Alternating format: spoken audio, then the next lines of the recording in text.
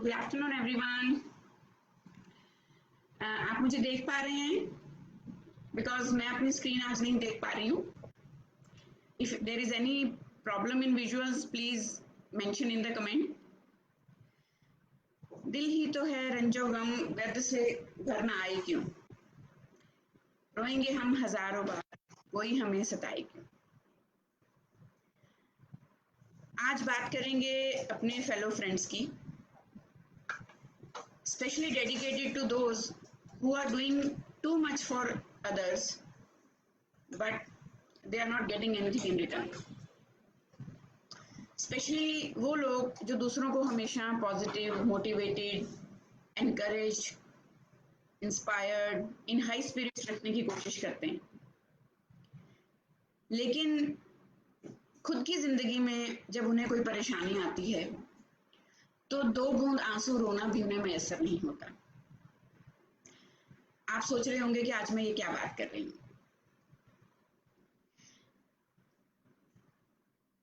As a counsellor, as a psychologist, as a motivational speaker, as a good friend, बहुत सारे लोगों से बातचीत होती है और ये इतना कॉमन प्रॉब्लम है कि जो लोग अपनी जिंदगी में हमेशा दूसरों के लिए अवेलेबल रहते हैं, जब उन्हें कोई तकलीफ होती है तो तब उन्हें ये कह के ताना मारा जाता है कि अरे बातें तो बहुत बड़ी बड़ी करते हो, दूसरों को तो पॉजिटिव रहना बहुत सिखाते हो, खुद तो एक काउंसलर हो, तुम साइकोलॉजी पढ़ते हो फिर भी तुम इस तरह सोच रहे हो, फिर भी तुम लो फील कर रहे हो, फिर भी तुम लोगों की बातों का असर ले रहे हो, तुम क्यों ऐसे इमोशनल रिएक्शन दे रहे हो। आपको लगता है ये कॉमन बातें हैं? तो ये एक ह्यूमन बीइंग जो हम सभी की तरह है, इमोशनल, और उसी तरह से वो है एक डेलिकेट थिंकिंग वाला, केयरिंग हार्ट, काइंडनेस उसके अंदर है, हम्बलनेस है, ह्यूमिलिटी है, तभी वो इस सर्विस एरिया में है। और मैं सिर्फ प्रोफेशनल काउंसलर्स या साइकोलॉजिस्ट की बात नहीं कर रही, मैं हर उस शख्स की, हर उस शख्सियत की, हर उस इंसान की बात कर रही हूँ जो इस प्रोफाइल में ना होते हुए भी as a family member, as a दोस्त, as a mentor, as a guide या एज ए हेल्पिंग हैंड ये रोल बखूबी प्ले कर रहा है।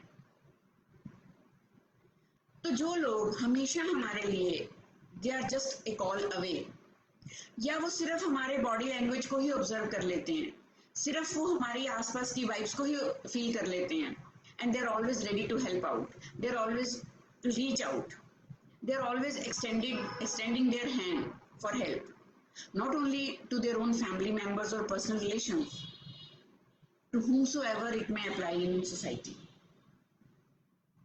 तो उनको ज़रूरत के वक्त पे या वीक इमोशनल मोमेंट्स में या फिर उनकी लो मोमेंट्स में या उनके अपने अंदर का कोई हर्ट एक्यूमुलेटेड है, कोई इमोशनल रेजिड्यू एक्यूमुलेटेड है, तो उस वक्त उनको कौन सपोर्ट करेगा?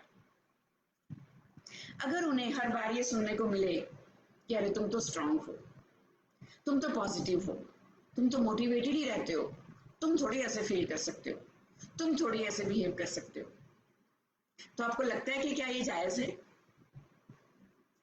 ना तो कोई प्रोफेशनल साइकोलॉजिस्ट और काउंसलर होने से भगवान हो जाता है, ना ही पॉजिटिव और मोटिवेटेड रहने से कोई इंसान पत्थर हो जाता है। और स्पेशली ज्यादातर ये लोग वो कहते हैं जो खुद बहुत ज्यादा अंडरस्टैंडिंग एक्सपेक्ट करते हैं, they always wanted to be heard, they always wanted to be like understood, listen to. तो ये बात कहना मेरे ख्याल से एथिक्स के बिल्कुल खिलाफ है। और ये दर्द क्यों मेरे मन में आया, पिछले कुछ दिनों से अपनी फर्टर्निटी के कुछ लोगों से बात हो रही थी, उनके फैमिली के कुछ रिलेशनशिप इश्यूज के बारे में बात हो रही थी, किसी के कुछ और प्रॉब्लम्स चल रहे थे लॉकडाउन में। So everybody in my profile they were feeling कि लोग हमसे सिर्फ ले रहे हैं, ले रहे हैं, ले रहे हैं, बट इंडिविजुअली जो हमारी लाइफ में प्रॉब्लम है कोई भी देने वाला नहीं है। तो आप सोचिए कि ये आपके वो डिपॉजिट बैंक्स हैं चाहे माँ का इमोशनल बैंक है, चाहे फादर का फाइनेंशियल बैंक है, चाहे किसी हेल्पिंग फ्रेंड का जो एक स्टेमिना बैंक है, टॉलरेंस बैंक है, ये आप कब तक यूटिलाइज कर पाएंगे? वो जब दे ही रहे हैं आपको तो ड्रेन भी हो रहा है, धीरे धीरे उनका अकाउंट खत्म भी हो रहा है। उनकी जिंदगी में भी कोई चाहिए जो उनके इस अकाउंट में कुछ ना कुछ ऐड ऑन करे, अंडरस्टैंडिंग, लिसनिंग, motivation, positivity.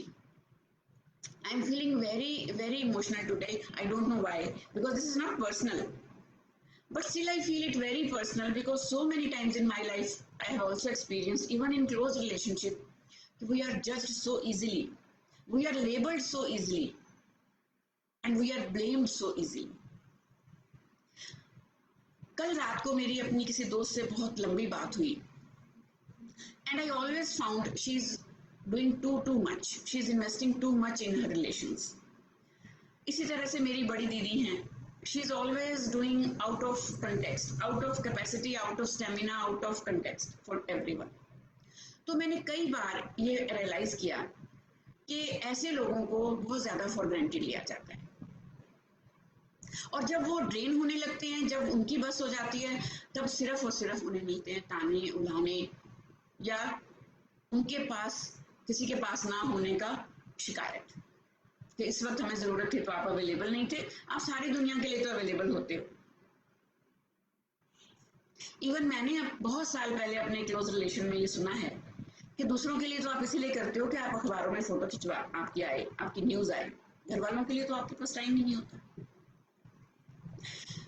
अभी सुबह मैंने एक आर्टिकल पढ़ा, मैंने शेयर भी किया सोशल मीडिया पे, फेसबुक पे, इंस्टा पे, कि कुछ ग्रैंड पेरेंट्स हैं जिन्हें बहुत फॉर ग्रांटेड लिया जा रहा है।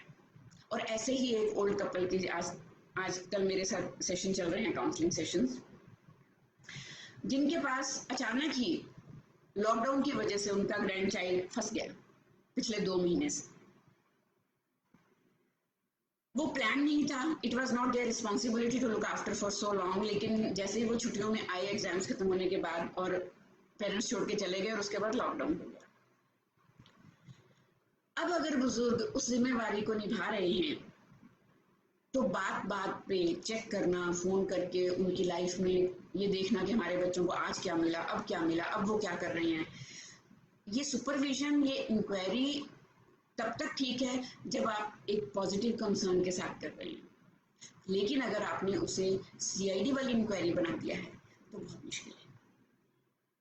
और फिर अगर फोकस एक सारा उसी इंसान पे है जो ऑलरेडी ड्रेनिंग सिचुएशन में है, ड्रेनिंग स्टेज पे है, तो आप खुद अंदाजा लगाइए कि उसकी क्या हालत होगी। तो आज ये मेरा मैसेज, ये मेरा नोट, ये मेरा आज का जो लाइव आने का मकसद है, वो सारा मेरा उन लोगों की सपोर्ट में है, उस फ्रेटर्निटी की सपोर्ट में है जो काउंसलिंग करते हैं, साइकोथेरेपी करते हैं, साइकेट्रिस्ट हैं, या वो मोटिवेशनल स्पीकर हैं, या वो बहुत अच्छे फ्रेंड हैं, बहुत अच्छे मेंटोर हैं, बहुत अच्छे रिलेशन में हैं, हमेशा किसी भी रोल में है, किसी भी रिलेशन में है, लेकिन हमेशा उनका हाथ खड़ा रहता है कि चिंता ना करो, मैं हूं ना। तो कभी भले ही उनकी भी चिंता कर लीजिए। Otherwise when you will lose this support, ये मैसेज उन लोगों के लिए है जो ऐसे लोगों को फॉर ग्रांटेड लेते हैं और लगातार ह्यूमिलेट करते हैं, लगातार सिर्फ और सिर्फ उसको लेने की कोशिश करते हैं। तो जब ये डिपॉजिट, ये अकाउंट आपके लिए अवेलेबल नहीं रहेगा, तो सोच के देखिए फिर आप किससे शिकायत करेंगे, फिर किसको उल्हाना देंगे, फिर आप अपनी प्रॉब्लम्स को, अपने इश्यूज को कैसे सॉल्व करेंगे। तो मैं कोई नेगेटिव एंगल इसमें टच नहीं करना चाहती, लेकिन मेरी आप सबसे रिक्वेस्ट है कि आपकी जिंदगी में अगर कोई भी ऐसा एक मोटिवेशनल पिलर है, कोई भी ऐसा स्ट्रॉन्ग पर्सन है, भले वो माँ का इमोशनल अकाउंट है, फादर का टॉलरेंस पावर है, never test anyone and never underestimate your contribution in their life. So please, मेरा उन सभी दोस्तों को बहुत प्यार, बहुत सलाम और बहुत सारा गुड विशेस, जिनको आजकल ये लग रहा है कि लॉकडाउन में हमारा तो सारा कोटा खत्म हो गया और मेरे लिए कोई भी अवेलेबल नहीं है। तो चिंता ना करिए, मैं हूं ना। और साथ के साथ अगर आप अभी भी इन एक्सपीरियंसेस से नहीं सीखे हैं, क्योंकि मैं बहुत ऑब्जर्व करती हूँ पीपल बिहेवियर और रिलेशनशिप में एक्सपेक्टेशंस को बहुत ऑब्जर्व करती हूँ, मैंने अपने आप को थोड़ा थोड़ा थोड़ा ड्रेनेज से बचाना शुरू किया है। बिकॉज कहते हैं ना कि अगर आप खाली हो जाएंगे तो आप किसी को क्या देंगे। और आप जो एयरलाइंस में ट्रेवल करते हैं उनको पता है, हमें इंस्ट्रक्शंस दी जाती हैं सेफ्टी मेजर के बाद उड़ान से पहले, कि पहले आप इमरजेंसी के टाइम अपना मास्क सेट करिए, फिर आप किसी दूसरे की हेल्प कर पाएंगे। तो अपना रिजर्वायर, अपना जो डिपॉजिट है वो इतना ड्रेन नहीं कर दीजिए कि कल को खुद के लिए भी कुछ नहीं बचे, क्योंकि मोस्ट ऑफ द टाइम्स जब हमें ज़रूरत होती है तब हमारे साथ कोई खड़ा नहीं होता है। हमसे तो बाय डिफॉल्ट ऑटोमेटिकली ये एक्सपेक्ट किया जाता है कि अरे आपको क्या प्रॉब्लम है, आपकी लाइफ में क्या चिंता है, आपको क्या टेंशन है, you are enjoying every bit of your life. So ये इमोशनल ड्रेनेज को रोकने के लिए अगर आपके पास हौसला, हिम्मत और थोड़ा सा अपनी थिंकिंग है तो इट्स ओके। लेकिन अगर आप ये नहीं कर पा रहे हैं तो संडे को हम मिलेंगे 5 बजे शाम को। How to set healthy boundaries. किसी भी रिलेशनशिप में, किसी भी प्रोफाइल में हेल्दी बाउंड्रीज को कैसे सेट करना है, जहां आप यस नहीं कहना चाहते वहां आपने नो कैसे करना है, खुद का ओवर एक्सप्लॉयटेशन, ओवर ह्यूमिलेशन कैसे रोकना है। नॉट फिजिकल अब्यूज की मैं बात नहीं कर रही, I am talking about emotional abuse.